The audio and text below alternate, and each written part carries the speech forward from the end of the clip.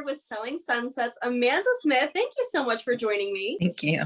Well, we've got a lot to get into because Netflix has just announced that the show is renewed for a season 4 and a season 5. What can you anticipate for the next couple seasons personally? To be honest, this year's been so weird. It feels like not a lot has changed for me because I've just been hunkered down in my house with my kiddos. But right. I'm just excited to have a reason to actually leave the house for several hours a day consecutively so that I can just get back out in the world and remember what it feels like to be a human. I think this season, not to give anything away, I mean, obviously everybody knows Christine's about to have a baby and it looks like she just ate a sandwich. Like she's so tiny. Right? Like, she was just on the cover of Vogue and looked so stunning. I know. So, she's ridiculous. I mean, everything else is kind of still the same. As far as real estate goes, for me, to be honest, it's been pretty hard because being the new girl, I haven't really been able to make clients by not being able to go out and be social. So I've really had to dive back into interior design and furniture making. And so that's kind of something that I was hoping. I was actually talking to producers like, hey, can we maybe showcase a little bit more of that this season? Because I really haven't had the opportunity to make a lot of new real estate clients because of the pandemic. So I think you'll get to see a lot more of my design work, which is kind of fun. And then hopefully my kids will be on board to at least a few scenes or something. I asked my son a couple of days ago, I said, Bubba, are you going to film with mommy again this season when I start to film, Selling Sunset? And he said, am I getting paid? And I was like, oh, wow. I love it. I love it. That is incredible. Well, certainly he has a personality for the show, so I'm hoping. You actually ticked a lot of different topics that I want to bring up that I have some questions for. Rolling back a bit to Christine's. Last season, you and Christine sure had your fair share of ups and downs. How is your relationship now? We're really close, actually. It's funny, like squashed soon after we stopped filming and we jumped on a phone call. And like the thing that people don't know is that Christine and I were friends before I started filming. She and Mary were really close and they were roommates at one time. And Mary being my best friend, I got close to Christine through Mary. And so I knew her out of everyone in the office besides Jason and Brett. I knew Christine the most, aside from Jason, Brett, and Mary, before I joined the Oppenheim group as a real estate agent. I mean, I've been friends with them forever, but so it was really weird to have that like rift with her because I was like, wait, we were actually like really close. It was a weird thing, but it quickly went away and we became, we picked up right where we left off before any of the drama. I think I was probably the most excited about her baby news than a normal 44-year-old woman should be. I felt like I was having a baby. I'm like, right. So I know you're gonna have like 15 nannies because like you can afford all that, but like, where's my room gonna be? And can I come over and swaddle the baby and change it? And yeah, like, because I'm just really excited that there's gonna be another baby in the family so that I get to like love up on it. Cause I have baby fever. I'm obsessed with kids. I would have 100 if I could. I think it'll be interesting this season because I don't know that everyone else on the show really stays that connected with her, or that they even speak regularly aside from Davina. So well, I think it's really interesting that like when the cameras are rolling, things are going to get said, tensions are high, but I think it's interesting to point out that you guys have been friends for a really long time. So you definitely have a close relationship once the cameras aren't rolling. And hopefully again on season 4 and season 5, you touched on the fact that not only have you known her for a long time, but you've known Mary forever. You guys are best friends and you've known the Oppenheim brothers for a while too. I actually met Mary separately and then Jason and Brett separately, but within like 1 year of one another. 20 years ago, I introduced Mary to Jason and Brett. So how connected? I introduced them. I had a barbecue like 20 years ago at my apartment and I introduced them all. And then I was still friends with both of them separately, but we never really hung out again as a group until maybe 6 years ago now that Mary and Jason dated. I reintroduced Mary and Jason. They ended up falling in love, like dating, moving in together. It was the whole thing. So like everybody asks me like, how does it feel to be like the new girl at the office? And I'm like, I'm so not the new girl. I'm the new real estate agent, but I'm like the OG. Like I'm the reason why a lot of the people in the office know one another. That's so crazy. You're like the unofficial founder, like with those like connections. So tell me, what was it like, transitioning from being such great friends with these people for so many years, and then they become your coworker and your boss? What was that transition kind of like? Being a coworker was fine. That was fun. It was like, okay, like I'm working with my best friends. Right. Having Jason be my boss was a really tough transition because Jason and I's relationship has been for the past 20 years. It's like we're brother and sister, we're best friends, right. Brother and sister. He's Uncle Jason to my kids. We have this joke, this like running joke where like I make fun of how not funny he is. Yeah. and I pride myself on being pretty witty and pretty humorous. We'll have like this little like joke off and like who gets the punchline faster or whatever. Like that's the kind of relationship we have. So just as friends, if we ever had a disagreement or if he ever said anything that I felt was like a little sideways, I would just call him out like I would a brother. I'd be like, right. You buddy, whatever. But as a boss, you can't do that same thing. I think I'm okay now, but it took me a while to kind of establish that boundary because when your boss pulls you to the side and is like, yo, like you can't be late every day. And I'm like you don't know, but you can't do that when it's your boss. So that was that took some getting used to because I don't like to be told what to do. I'm the oldest one in the whole brokerage. I'm look it. I did not know that. That's a new fact to me. I didn't know that.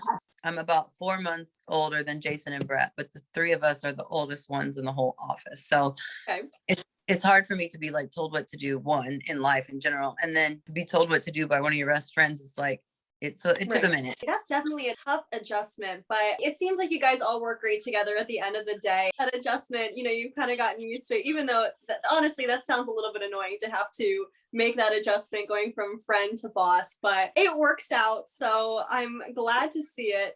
We have heard a little birdie I told us. already know what you're about to say. Go ahead. Go ahead. You want to guess what I'm going to say? If it's not what you're going to say, then I don't want to guess it. Some new agents in the office. Oh, that's was that not? Oh, no, I'm so curious.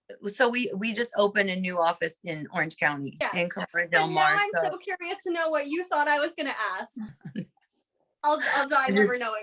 No, we have a new brokerage house in Orange County, and so they've had to staff that office. I actually haven't even met a lot of the new employees because I haven't made it down to Orange County and I really don't leave the house much because of quarantine. And I'm like, I use my kids as an excuse to flake on everything. I'm like, kids. Funny enough, I think I was supposed to have lunch with Jason and Mary today with my kids. And I threw this whole fit like a couple weeks ago, like, you guys always do things. We call ourselves a family, but then half the stuff we do isn't kid friendly. So what I really need is for you to start inviting my kids. But I threw this whole fit. And so now for a week, they've tried to take my kids and I to lunch to like catch up and spend some time.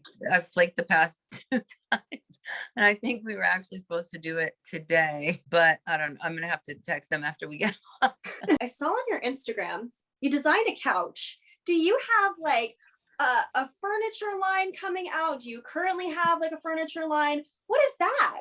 Thank you for even noticing that. Design is my passion. That's what I've done since I was forever. I have a company. It's called Amanza LLC, and I do interior design. I do homes. I do some commercial spaces, some kid room. Like I do a gamut of things, but I do design furniture, custom furniture for my clients. I don't have a line, so to speak, not yet, but I have designed enough pieces that I have started to put it together. Like it will be a line. I've got like my investor deck and I've got the whole thing really ready to go because it will be a line. And all this stuff is really cool and like hip and funky. And then some of the names are pretty unique. Like I have a bedroom collection called the Breakup Collection. Love it. And then the nightstand is called the One Night Stand. This is so witty, some of it's like totally you. Hopefully by the time the next few seasons come out or whatever, like hopefully I'll have that a little bit more established and people can order it now. I make it for my clients all the time, but it's like made to order. I don't have like a showroom just full of like, inventory or anything, but yeah. Obviously right now with quarantine, things have kind of sucked as far as like not getting to leave the house and stuff. But when we were, in prime time real estate season, when you were filming like season 1, season 2, season 3, would you say that you prefer interior design or real estate better? I'm going to be perfectly honest. It's interior design. That's my passion. That's what I went to school for. I'm really good at it. Real estate came second because I'm a hustler. Like I'm like mama man's, like I'm trying to do what I can with any ability that I've been given to make money to support, my family. So real estate, and still, even after a couple of years, like I'm still learning real estate. Like I don't feel totally confident with my head held high, like to go through an entire transaction of selling a home, but I can design your house in my sleep with, with hands tied behind my back. So it's not, I can say that I prefer design over real estate, but I think it's probably one because I'm just not as good at real estate as I am design. You're like playing yourself down. I haven't had as much experience with it. So I can't say like, ooh, that's my passion, because I'm still a little like, asking a lot of questions. I fully know I can design like the shit out of someplace. Like I'm good at that. How would you like describe your style of interior design if you could put like a title on it? ADD? No.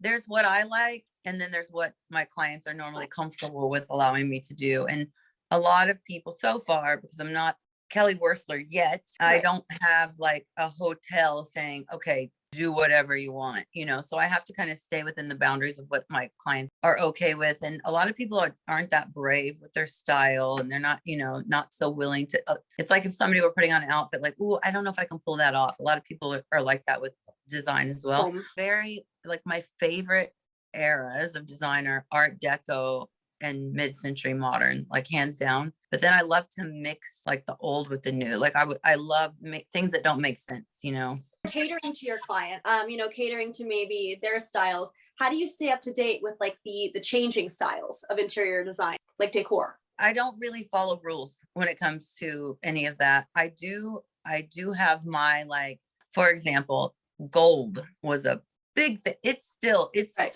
hanging on like by a thread. And I'm like, get it out of here. I'm so done with gold. Like I'm so over the gold accessories and the blush. And it's like, oh, Jesus Christ, can we just move on? Like before gold was cool to the masses, I was already using gold. But by the time it was cool to the masses, I was like, on to the next. So I like to try to tell my clients, like, if you're going to choose a finish, or we try to do things that are timeless, like, especially, if you're spending $100,000 to, design a house, then you want to hold on to some things that are timeless. And you kind of have to convince people of that, because they see the trends and they see Pinterest and, all the magazines and what's trending, but then they don't realize like 6 years from now, like that's going to be out and you're going to want something else. And you just spent $50,000 on hardware for your drawers and doorknobs and whatever. So I kind of try to just like lay it out, show them things that are timeless. I'm a huge advocate of brass, not shiny brass, like brass that gets water spots and you don't buff it, like old school, legit brass that you see in like castles, because that will never, ever, ever not be cool. I definitely think that, like, it is a thing, even with like fashion, with decor, people love trends, but when you're spending a lot of money on interior design, you got to be smart about that. So I definitely can appreciate that. Now, if you could have free range, free will to design any type of way you want, what's your favorite furniture brand and what's your favorite artist? My favorite furniture brand, Amanza LLC. Of course. I know what I like when I see it, but I wouldn't even, probably some old like French or Italian designer from like the 60s. There's a sofa that I love. I don't want to even say it because I'm going to botch the name, but it's a very iconic sofa. If you see it, it's Mario Bertolli, I think. And I'm going to sound like an idiot. See the sofa, you're like, ooh, like if you have that sofa, you either know about design, somebody designed your place, you're a designer, or you just have a shitload of money that you don't know. And then my favorite artist is Basquiat. I like the raw, like kind of street, art. Now, we always love to end the interview with 3 fun questions after we just did a deep dive into interior design and picked your brain all about that. So changing the topic a little bit, what's your favorite midnight snack or guilty pleasure? I've been obsessed lately, and I don't know why just lately, but with popsicles. I have on my nightstand right now probably 3 popsicle wrappers that I just sit in. I don't know. How interesting. Maybe because we're like coming in like the summer, spring months. What Or kind maybe of I'm popsicle? going through early onset menopause and I'm like hot in the middle of the night. I just eat Maybe. I don't know about that. But my go-to snack other than that is I always eat salami, Okay. cherry tomatoes, and mozzarella cheese. Like cheese, Yum. salami, and tomatoes, like that I could eat. I really eat it every day. Like that's my jam. Moving into my next question, what's your dream travel destination? I've never been to Australia, and I heard Okay. like that's beautiful. So that seems great. But I also am obsessed with the Maldives, like just seeing but I also think it could be kind of boring because after a few days in that hut on the water, like what else do you do? What are you supposed to do? Yeah. Yeah. 110%. I can agree with that. Because it's like you can only really swim in the ocean so many times. It just sounds fancy and looks really beautiful, you know? Right. Well, speaking of being stuck on an island, per se, actually plays into my last question. If you were stuck on an island, let's assume though that it's not a bougie, gorgeous, Instagram worthy island. Which castmate would you bring with you and why? Oh, Jesus Christ. How long am I stuck there? I feel like I have to survive on the island. Okay, so I would need someone that like probably Chriselle. I could see that. Chriselle. One, because I feel like she's very much a survivor. So the two of us, we would figure out how to fish, like skin the fish, cook the fish, eat the fish. Right. She's funny, she's smart, and she's super hot. So if I got like I couldn't go with one of the guys, they're like my brothers. So right. You know. She's bringing the survival skills, the looks, and the jokes. I love it. Well, those are all the questions I have for you. Thank you so much for joining us to talk about season 4 and season 5 of Selling Sunset and all other things. You're welcome. Thank you for having me.